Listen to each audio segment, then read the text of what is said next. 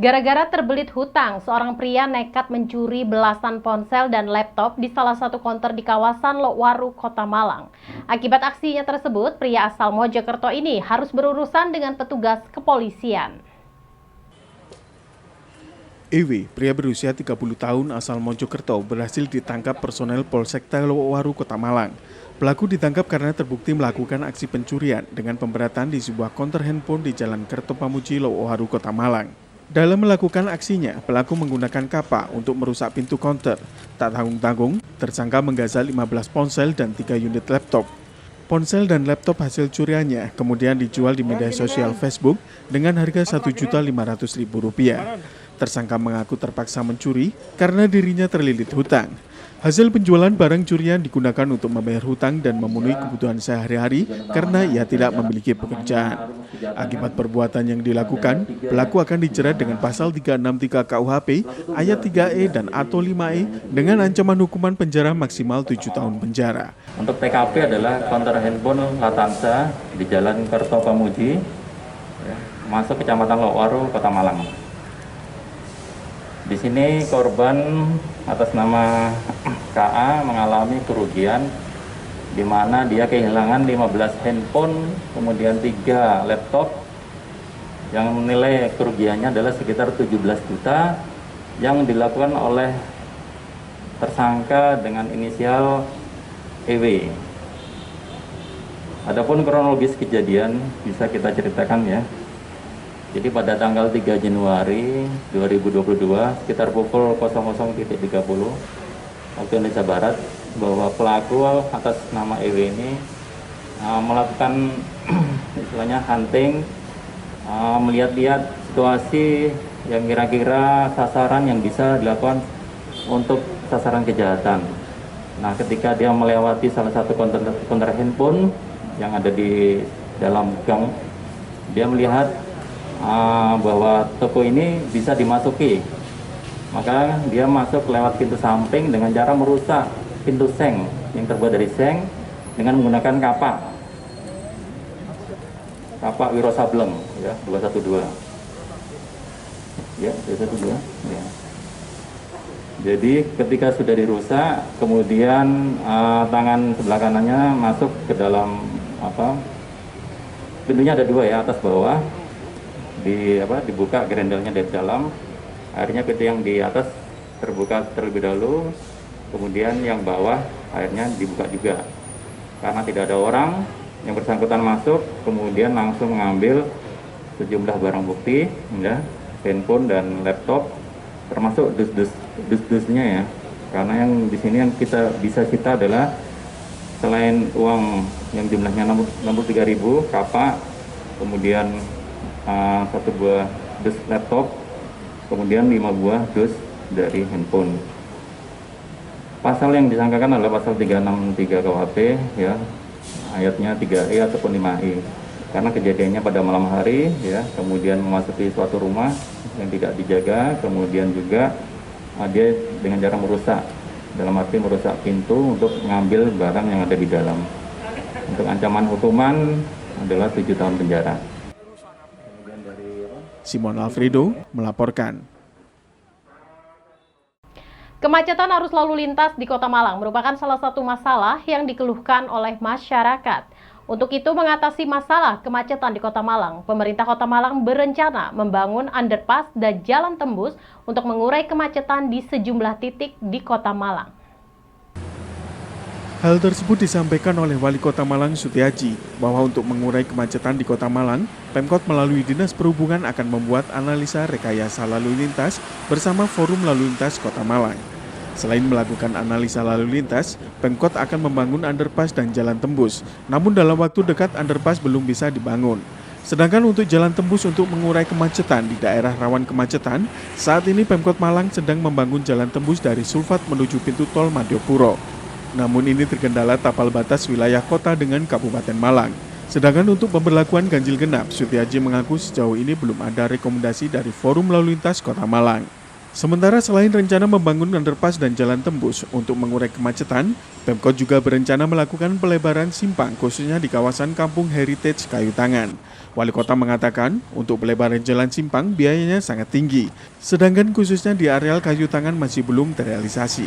Mengingat banyak kabel listrik dan provider yang menghambat dan membutuhkan biaya yang cukup banyak untuk pemindahan kabel. Tapi saya sudah perintahkan pada Dinas Perhubungan untuk selalu berkoordinasi dengan forum lalu lintas, membuat manajemen dan analisa rekayasa. Ya. Yang ketiga, tidak menutup salah satu diantaranya manajemen itu tidak salah satu diantaranya bisa jadi ada pengaturan jam masuk sekolah. Salah satu diantaranya itu salah satu. Tapi kalau untuk jaringan transportasi infrastrukturnya, kami lagi membedah untuk yang rawan-rawan macet tadi. Selain memang kami terus berupaya tadi nyari jalan-jalan tembus, Mas. Salah satu diantaranya tahun 2020 ini kan, kemarin 2021 kan ada Jongi itu ya. Nanti biar diteruskan oleh Pak Bupati. Ya. Terus kemarin analisanya untuk di mana? Di Sawah Jajar itu. Berarti yang ke selatan itu, tapi ternyata kalau itu diteruskan hampir berdekatan dengan flyover atau jembatan. Maka titik krodinya dikhawatirkan di sana. Perubahan simpang itu ada dua kendala, Mas. Satu, kemarin tidak diantisipasi untuk pembiayaan pembongkaran gardu-gardu listrik. Ternyata itu biayanya tinggi. Sama halnya ya, contoh aja kita di ide-idenya di perencanaannya areal Kayu Tangan. Kayu Tangan itu kan sudah pakai ducting. Jadi Telkom sama listrik atau kabel-kabel, bukan Telkom, kabel-kabel provider harus masuk ke bawah biar pandangannya bagus, termasuk jaringan listrik. Ternyata jaringan listrik ada pembiayaan 10 miliar. Ya, 10 miliar untuk nurunin aja. Dimasukin sana minta 10 miliar untuk nurunin. Simon Alfredo melaporkan. Sementara itu, akibat terkendala faktor cuaca dan serangan hama kreco atau keong kecil, tanaman sawi putih milik petani di kawasan Tulungrejo mengalami kerusakan. Hasil panen diperkirakan akan berkurang banyak dan petani merugi. Beginilah yang terlihat di lahan pertanian sayur di kawasan Tulungrejo Bumiaji, Kota Batu. Akibat terkendala faktor cuaca dan serangan hama keong kecil, tanaman sawi putih milik petani mengalami kerusakan parah. Kondisi ini akan berdampak pada berkurangnya hasil panen sehingga menimbulkan kerugian bagi pemilik. Terlebih harga jual yang seringkali tidak sebanding dengan biaya operasional, termasuk untuk obat-obatan. Tanaman sawi mengalami kerusakan pada bagian daun akibat serangan hama keong kecil sehingga daun berlubang dan perlahan membusuk. Menurut salah seorang petani menjelaskan, obat-obatan seringkali tidak bisa membantu banyak dan seakan hama sudah kebal terhadap obat, sehingga hasil pengobatan kurang maksimal dan tanaman tetap rusak, sulit untuk bisa dipulihkan kembali. Di lokasi tanaman sawi seluas setengah hektar, hampir separuhnya tanaman dalam kondisi sudah diserang hama. Akibatnya bisa diperkirakan hasil panen akan berkurang jauh dan pemilik akan mengalami kerugian banyak.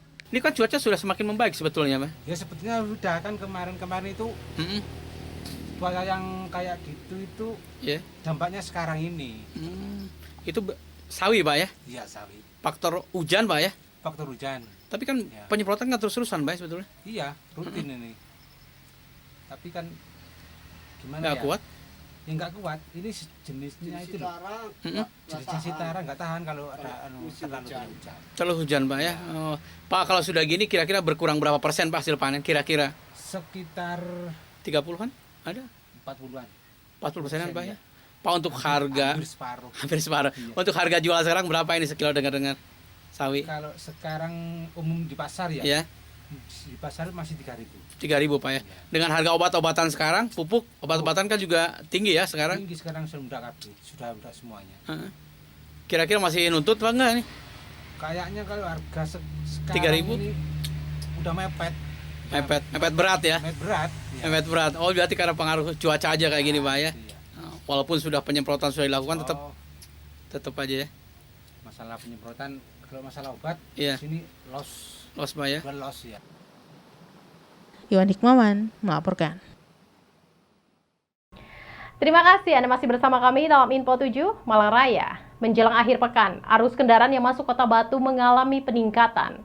Kondisi ini seiring dengan ramainya kembali aktivitas tempat-tempat wisata di Kota Batu.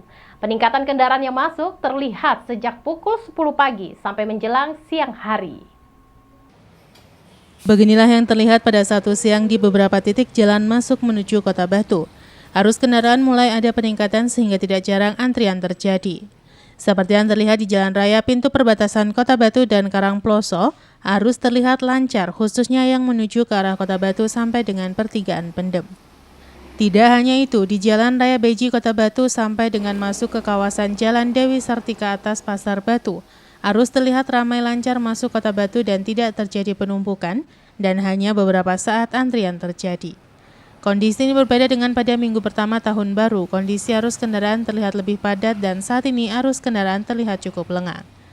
Menurut salah seorang sopir angkutan umum menjelaskan, hari ini arus kendaraan terlihat tidak sepadat minggu kemarin dan di beberapa rest area untuk wisata petik apel juga hanya terlihat beberapa bus saja yang parkir. Di Terminal Batu juga angkutan umum yang parkir menunggu penumpang terlihat lebih sedikit dibanding hari biasa. Terlebih kondisi sedang hujan karena penumpang yang terbatas baik di dalam terminal maupun di jalan. Dengan Bapak siapa Pak? Pak Darsono. Pada sana jurusan mana ini? Batu Selek, Pak. Cek gimana Pak sini? Ini kan jelang akhir pekan Pak. Iya, ya seperti ini loh Mas. Hah? Biasa saja. Tapi kalau Pak, kalau jalan kan padat Pak ya? Iya ya, jalannya ya lancar, nggak seberapa rapi. Iya. Muatannya ya seperti ini loh Mas. Seperti ini Pak ya? Iya, pancit ya belum. Tapi biasanya kan jenengan Pak ke Heeh. Iya, kalau ada rombongan datang. Sekarang gimana? Ya ada 2, 3. Ini kemarin Iya. ada, sekarang ada 1 bis, 2 bis. Iya. Oh, berarti agak sepi berarti Pak? Ya agak sepi. Agak sepi? Dulu ya, nggak seperti sebelumnya. Sebelumnya maksud setelah tahun baru apa sebelum tahun baru? Setelah tahun baru ini. Oh. Tambah menurun. Oh, tambah turun nah ya. Oh, biasanya kan kalau jelang akhir pekan ramai Pak ya di Karena tahu sendiri. Ya. Dulu ya. Oh, rest area bisnya banyak biasanya Pak ya? Iya, enggak sekarang. Enggak. Sekarang Ya, kira-kira kenapa? Ya enggak tahu ya. Masa ada kan beritanya sudah Normal. Normal. Iya, sudah normal. Ya itu. Oh. Ya cuma ya orang rekreasi enggak seberapa. Nggak seberapa. Iwan Hikmawan melaporkan. Untuk mengedukasi para siswa agar tertanam jiwa mencintai alam dan lingkungan, dilaksanakan kegiatan Nandur Bareng Mupat Sabtu 15 Januari 2022, bertempat di Wana Wisata Coban Rais, Kota Batu. Kegiatan Nandur Bareng ini dihadiri langsung oleh Wali Kota Batu, Dewanti Rumpoko. Kegiatan Nandur Bareng Mupat menanam sekarang memanen kemudian ini dihadiri langsung oleh Wali Kota Batu Dewanti Rumpoko, Kepala DLH Kota Batu Aris Setiawan, Kepala SD Muhammadiyah 4 Malang Hana Ayudiah MPD, DLH Kota Batu dan Kota Malang serta undangan lainnya. Kegiatan Nandur Bareng ini merupakan program kedua kalinya yang dilaksanakan di wilayah Kota Batu.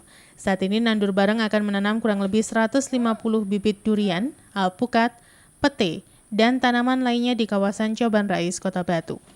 Kegiatan Nandur Bareng ini diawali apel hijau dengan peserta para siswa dari SD Segugus 6 Mojolangu, Kecamatan Lowaru, Kota Malang, dan para mahasiswa dari salah satu perguruan tinggi dengan pemimpin upacara Wali Kota Batu Dewanti Rumpoko.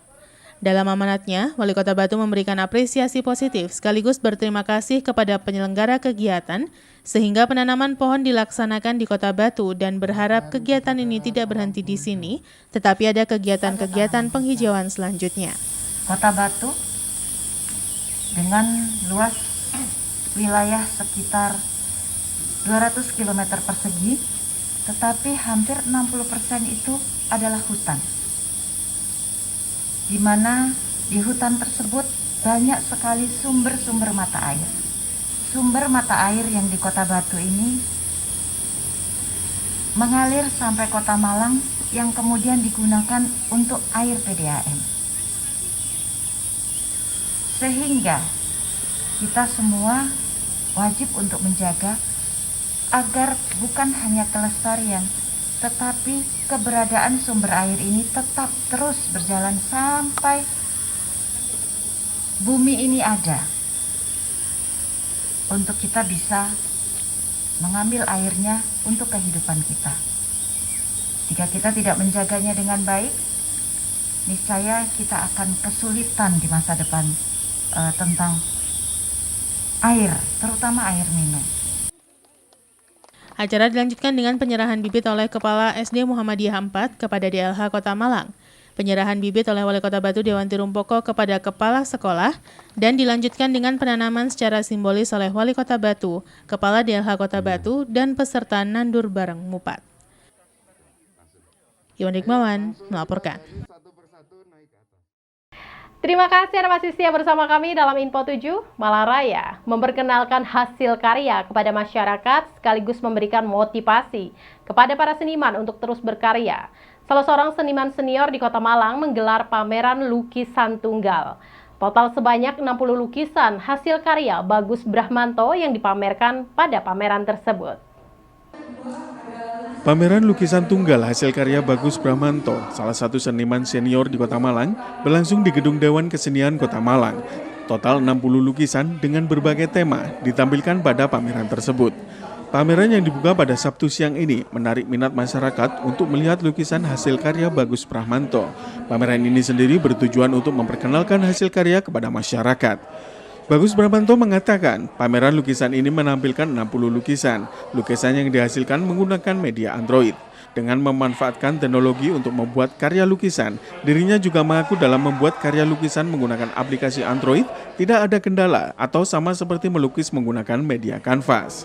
Diharapkan dengan adanya pameran lukisan tersebut, selain hasil karyanya dikenal oleh masyarakat, juga sebagai motivasi kepada para seniman untuk berkarya dengan memanfaatkan teknologi yang ada. Saya sebenarnya ini menggunakan media tablet, yang dulunya pakai HP biasa, yang touchscreen, terus sekarang menggunakan tablet dan tablet. Pokoknya menggunakan semua pakai Android. Ada perbedaan Pak dengan lukisan manual yang menggunakan kalau ini sama tablet? Melukis ini sama saya merasa nggak ada perbedaan cara melukis maupun apa. Saya tetap seperti melukis manual biasa. Gitu. Mungkin awal-awal ada kesulitan Pak? Kenapa? Mungkin awal ada kesulitan. Awal. Kalau kesulitan enggak, cuma saya kepingin mendalami dulu aja aplikasi ini seberapa lama-lama ya, kedalaman aplikasi kan makin dalam makin beda. Apa saja yang bisa digunakan, apa saja yang bisa saya ungkapkan lewat aplikasi ini. Kalau di sini nggak ketemu, saya menggunakan aplikasi lain. Dari sini saya pindah ke aplikasi lain. Dari ke aplikasi ini saya pindah lagi ke aplikasi. Saya menemukan hasil lukisan manual ya. Itu yang memang saya inginkan. Simon Alfredo melaporkan.